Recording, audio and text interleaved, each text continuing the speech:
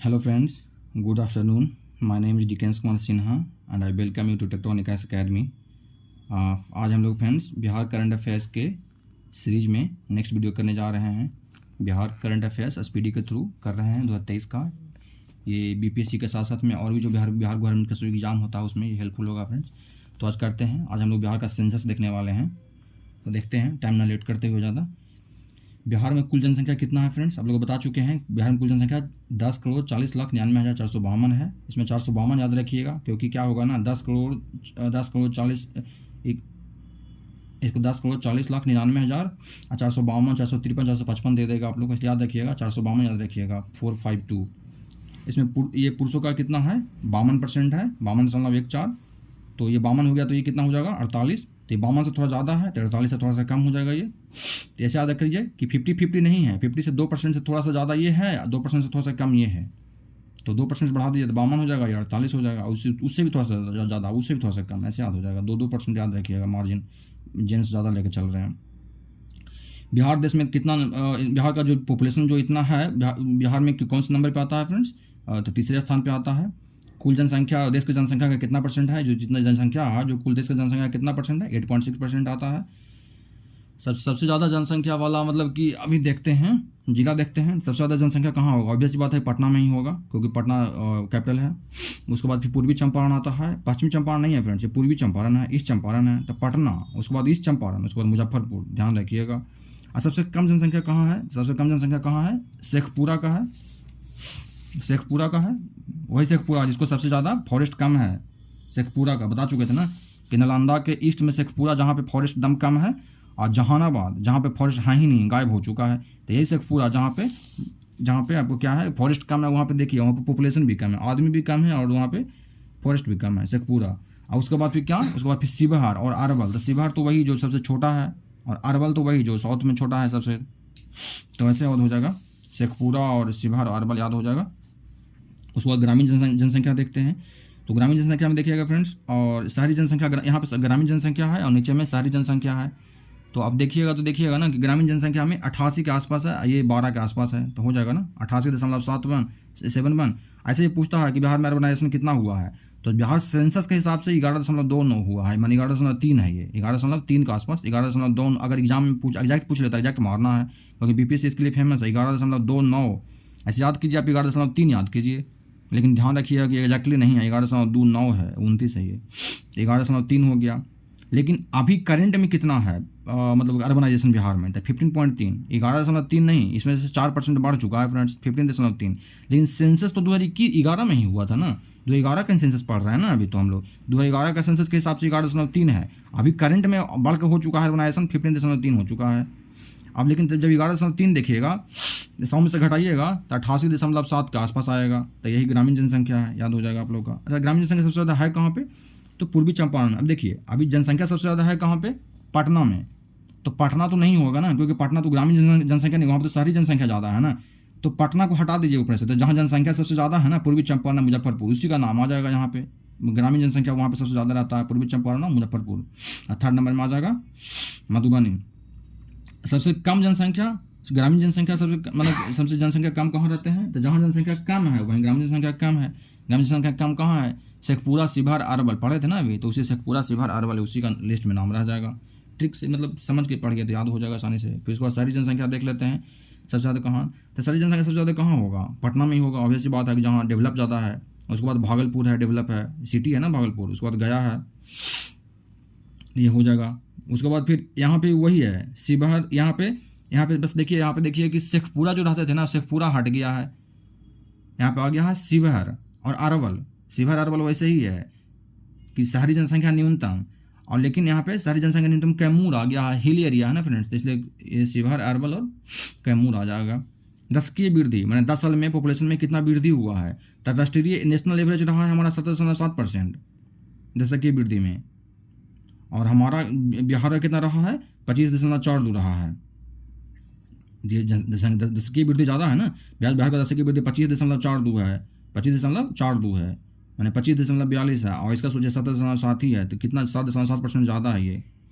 और ये देखिएगा कि बिहार की जो दशकीय वृद्धि दर है ना फ्रेंड्स, 1911 से 1921 के बीच में ना, ये माइनस में था, ये सोचिए माइनस में था, -0.97। तो याद रखने की जरूरत नहीं है, लेकिन ये याद रखने की जरूरत है, ये याद रखने की जरूरत है 1911 से 1921। उसके बाद देखते हैं कि अच्छा, देखते हैं कि जैसा कि वृद्धि दर जो बढ़ा है, तो सबसे ज़्यादा किसका, सर्वाधिक जनसंख्या वृद्धि दर किसका रहा है? तो मधेपुरा का। ऐसे याद कर लीजिए ना कि फ्रेंड्स कि मतलब कि लोग मधेपुरा में मध खा के लोग पॉपुलेशन बढ़ाने में लगे हुए हैं, तो मधेपुरा हो जाएगा। उसके बाद किशनगंज हो जाएगा, जहाँ वर्षा होता है। किशनगंज हिली एरिया है, रोमांटिक जगह है, वर्षा होता है तो लोग अपना मस्त पॉपुलेशन बढ़ाने में लगे हुए हैं।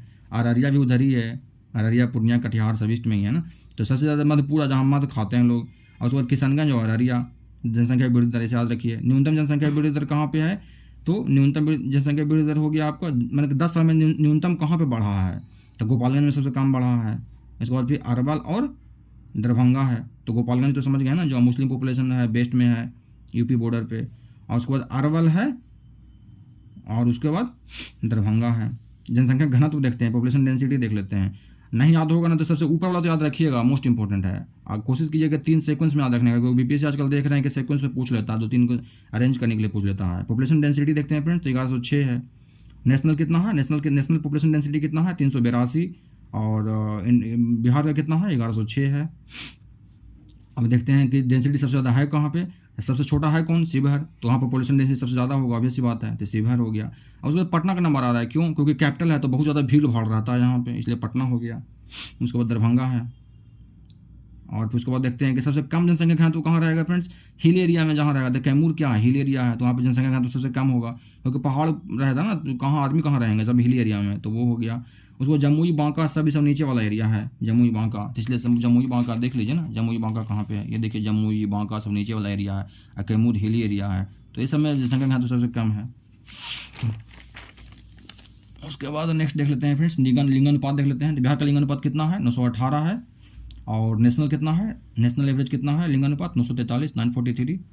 और लिंगानुपात सबसे ज़्यादा कहाँ का है? तो गोपालगंज का। सोचिए, मुस्लिम लोग होता है ना, जो बेटी को लोग मारते नहीं हैं, मैंने बेटा बेटी जो भी हो लोग ना, वो लोग मारते नहीं हैं, कम से कम ये चीज़ देखा जाता है। हिंदू में तो आजकल जो अपर कास्ट में तो अब तो थोड़ा कम हो गया है, पहले तो लोग मार देते थे बेटी को। तो इसलिए गोपालगंज में क्या हो गया है कि सबसे ज़्यादा पॉपुलेशन आती है, उसका लिंगानुपात सबसे ज़्यादा है फ्रेंड्स। उसके बाद उसी के आसपास देखिए, सिवान है, सारण है, उसी के आसपास है ना सब। देखिए मैप में देखिए, गोपालगंज, सिवान, सारण, ऊपर से नीचे आइए ऐसे। तो ये हो गया। उसके बाद देखिए सबसे कम लिंगानुपात कहाँ है? मुंगेर, भागलपुर, खगड़िया। तो मुंगेर तो फेमस है ना कम अति के लिए, लिंगानुपात के लिए। तो मुंगेर, फिर भागलपुर, फिर खगड़िया। देखिए सीक्वेंस में मुंगेर, भागलपुर, खगड़िया, वहीं पे है तीनों। उसके बाद लिटरेसी रेट देख लेते हैं, साक्षरता दर देख लेते हैं। पुरुषों का टोटल साक्षरता दर हम बताए थे आपको 61, 51, 71। तो सबसे कम किसका होगा? वुमेन का, तो 51.5 हो गया। उसके बाद ज़्यादा किसका होगा? पुरुष का, तो 71.2 हो गया। अब बीच में रहेगा एवरेज, बिहार का एवरेज 61.8 हो गया, तो ये हो जाएगा। सर्वाधिक साक्षर कौन सा है फ्रेंड्स? रोहतास है। न्यूनतम साक्षर कौन सा है? पूर्णिया है, ये हो जाएगा। सर्वाधिक पुरुष साक्षर कहाँ है? तो जहाँ सर्वाधिक साक्षर है वहाँ सर्वाधिक पुरुष साक्षर भी वहीं हो जाएगा, रोहतास में ही। और न्यूनतम पुरुष साक्षर कहाँ हो जाएगा? जहाँ सबसे कम साक्षर लोग हैं, पूर्णिया, तो वहीं पर न्यूनतम पुरुष साक्षर भी पूर्णिया में ही हो जाएंगे। सर्वाधिक महिला साक्षर कहाँ हो जाएगा? रोहतास। माने रोहतास सर्वाधिक साक्षर, सर्वाधिक महिला साक्षर, सर्वाधिक पुरुष साक्षर।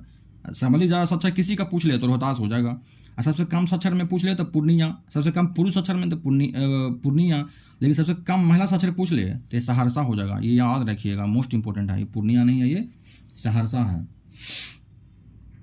तो याद रखिएगा, ये गड़बड़ नहीं होना चाहिए।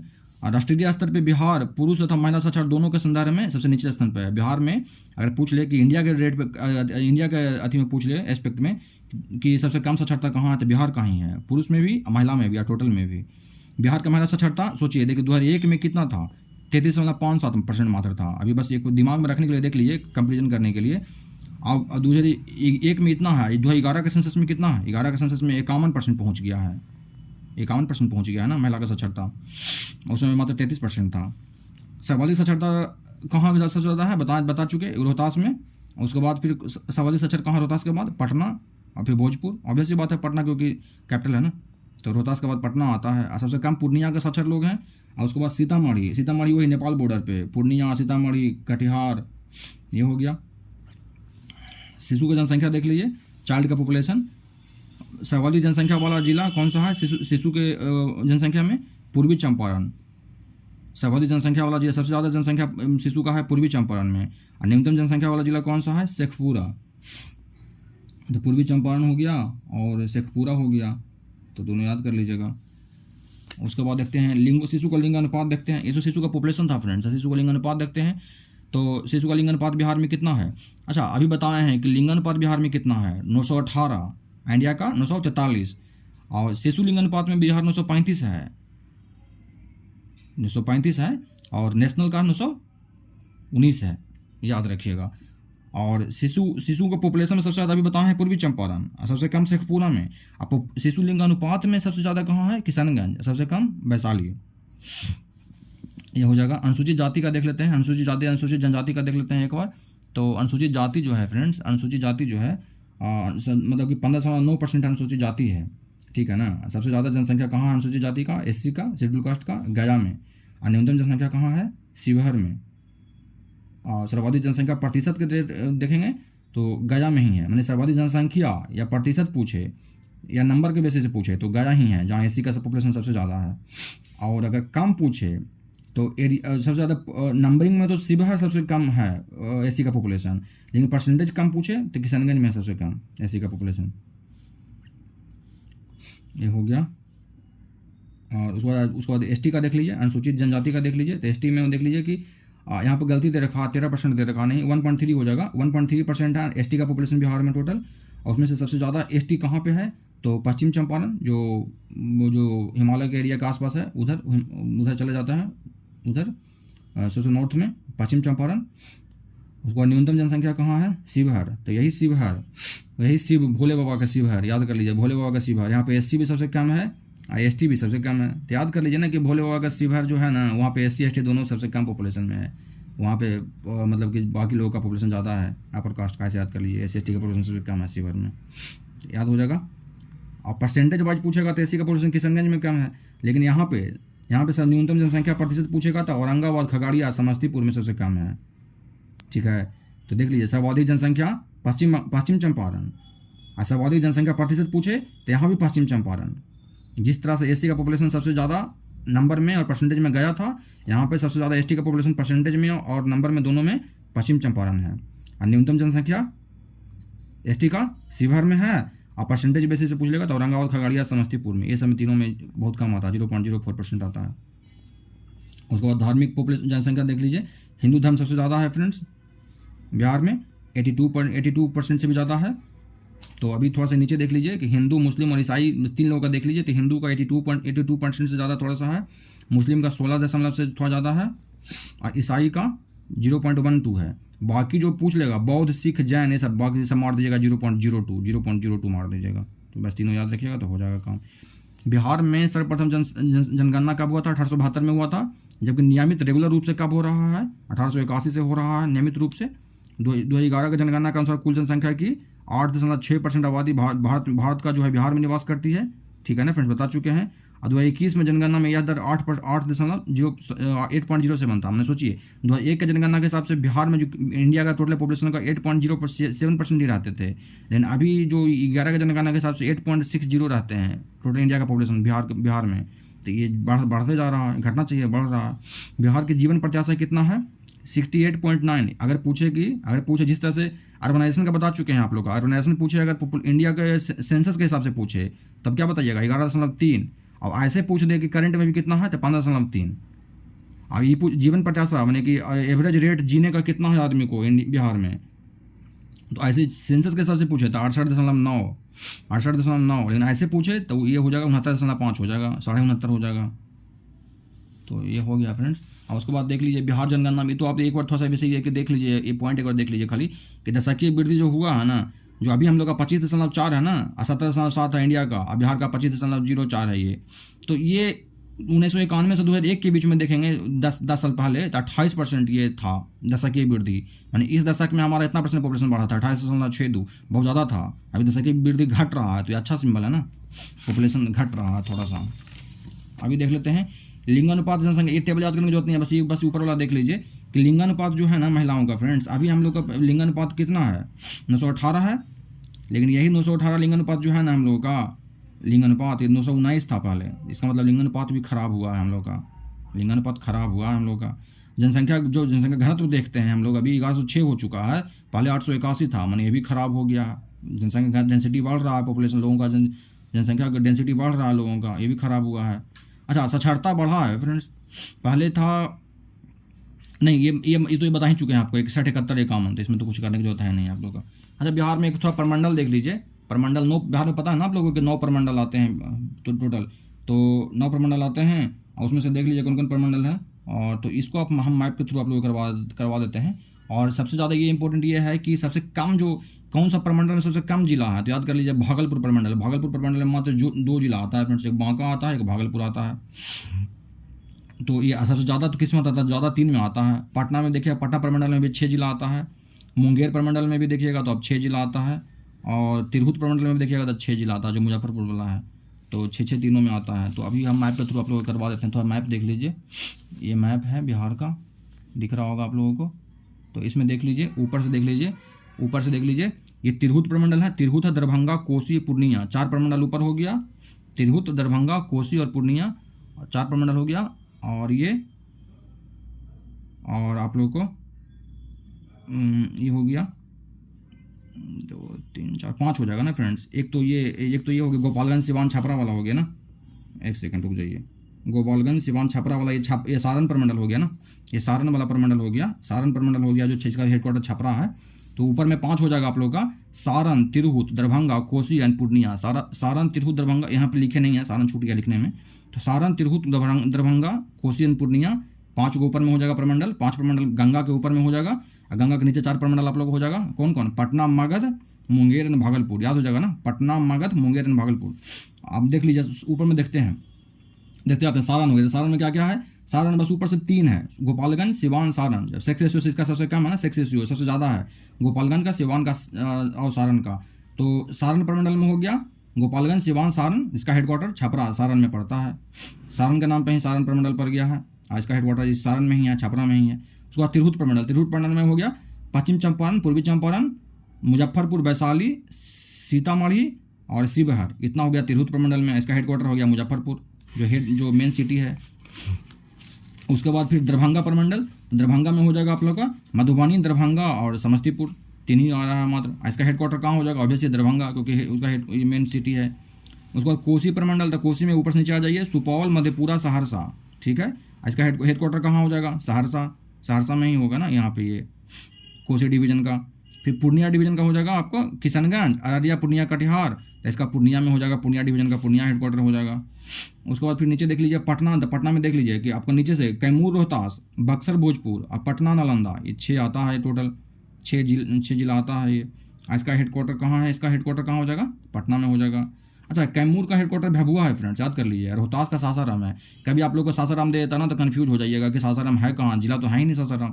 सासाराम जिला कभी कभी दे देता है, सासाराम जिला नहीं है, हेडक्वार्टर रोहतास का, लेकिन कभी कभी सासाराम दे देता है, कभी कैमूर को भभुआ बोल देता है, तो कन्फ्यूज नहीं हो जाएगा यहाँ पे। फिर मगध डिवीजन में देख लीजिए, मगध डिवीजन में आपको आता है औरंगाबाद, गया, नवादा और अरवल, जहानाबाद। इसका हेडक्वार्टर कहाँ है? गया हो जाएगा। और मुंगेर का हो जाएगा, मुंगेर में कौन कौन हो जाएगा? जमुई, शेखपुरा, लखीसराय, मुंगेर, बेगूसराय, खगड़िया, ये सब आ जाता है। और इसका हेडक्वार्टर कहाँ आ जाएगा? मुंगेर में आ जाएगा। अब भागलपुर में तो बताए थे कि दो ही डिस्ट्रिक्ट आता है, बांका और भागलपुर आता है, तो इसका हेडक्वार्टर कहाँ आ जाएगा? ऑब्वियसली है कि भागलपुर आ जाएगा, जो मेन सिटी है। तो एक बार देख लीजिए इसको, और इसको हटा देते हैं। ये हो गया फ्रेंड्स शॉर्ट में। अभी नेक्स्ट आ गया बिहार का। ये आप लोग का टोटल सेंसस करवा दिए हैं, और बिहार का एडमिनिस्ट्रेटिव डिविजन्स वगैरह ये सब करवा दिए हैं, अनुमंडल, प्रमंडल, ये सब हो गया। और कल से इकोनॉमिक सर्वे स्टार्ट करेंगे फ्रेंड्स। तो ज़्यादा लंबा नहीं करते हैं वीडियो को, इकोनॉमिक सर्वे अब बस इसको देखते जाइए, खुद से पढ़ने में भी मतलब खुद से पढ़ने में होता है ना कि टाइम ज़्यादा लग जाता है, आराम से आदमी पढ़ता है। तो वीडियो के थ्रू हमको बढ़ना ही पड़ता है ना, मजबूरी है कि टाइम बढ़ रहा है, तो वीडियो के थ्रू देखने में एक फ़ायदा होता है ना कि आपको बढ़ते चला जाएगा। और किसी दूसरे का एक्सपीरियंस अगर कुछ मिल जाता है, आपका अपना दिमाग तो अपना एक्सपीरियंस तो रहता ही है, आप अपना दिमाग लगाइए, अपना एक्सपीरियंस लगाइए। किसी दूसरे का अगर हेल्प मिल जाता है, कुछ अगर कोई बता रहा है, तो वो आपको फ़ायदा ही हो जाएगा कहीं ना कहीं।